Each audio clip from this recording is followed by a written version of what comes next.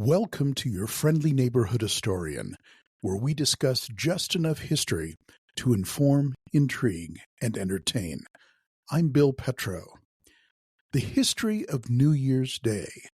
Why is it on January the 1st?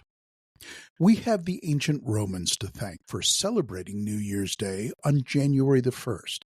It wasn't always that way. Previous civilizations celebrated it in March, to observe the new year of growth and fertility.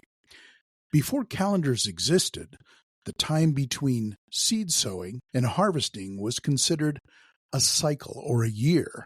However, the Romans moved the date of the new year to January the 1st, as I'll explain. But first, a little about calendars.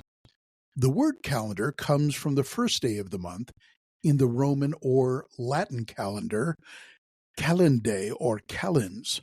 In contrast, the middle of the Roman month is the Ides.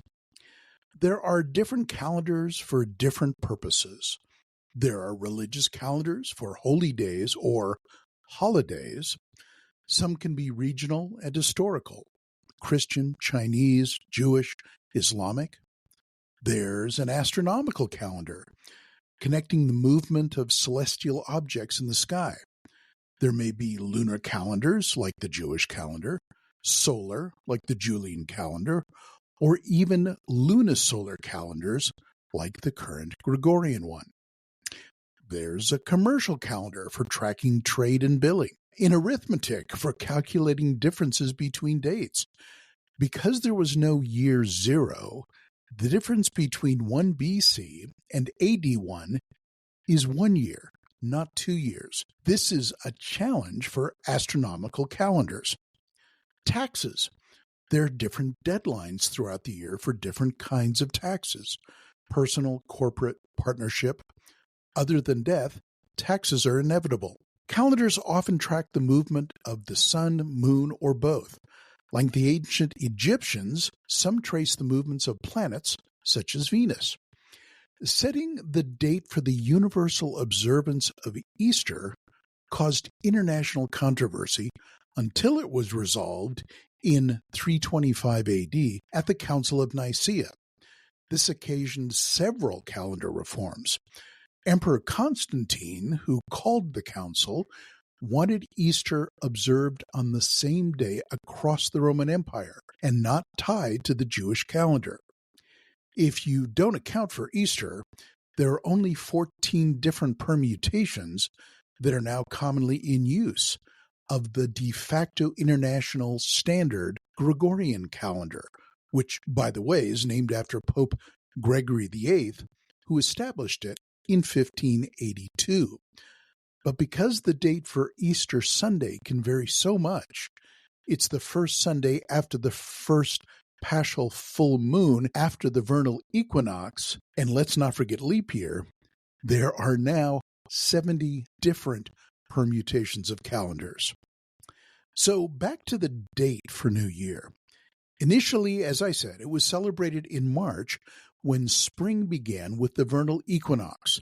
The ancient Babylonians were the first recorded observers of New Year festivities some 4,000 years ago. They marked it with priests offering sacrifices in their temples, kind of like their church.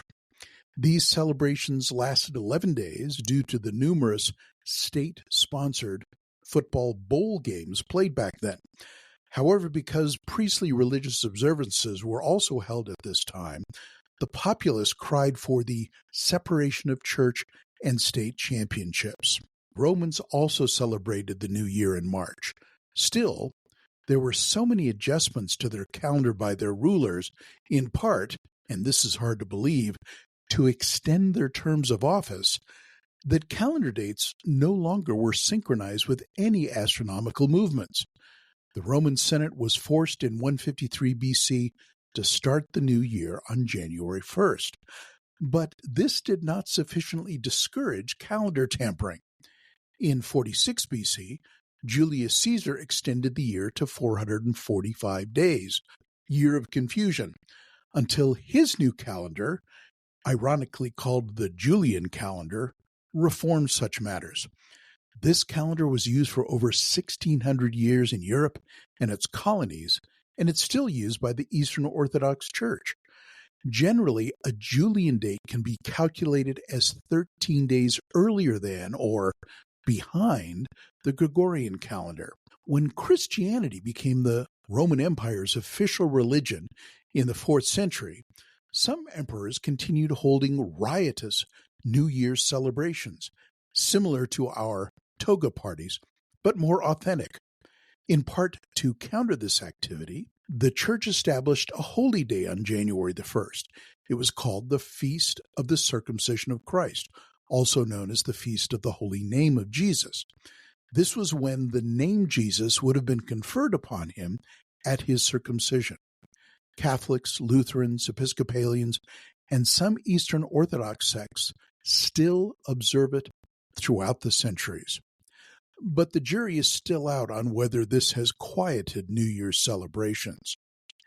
Thank you for listening. I'm Bill Petro, your friendly neighborhood historian. You can find more details on this topic and others on my website at billpetro.com.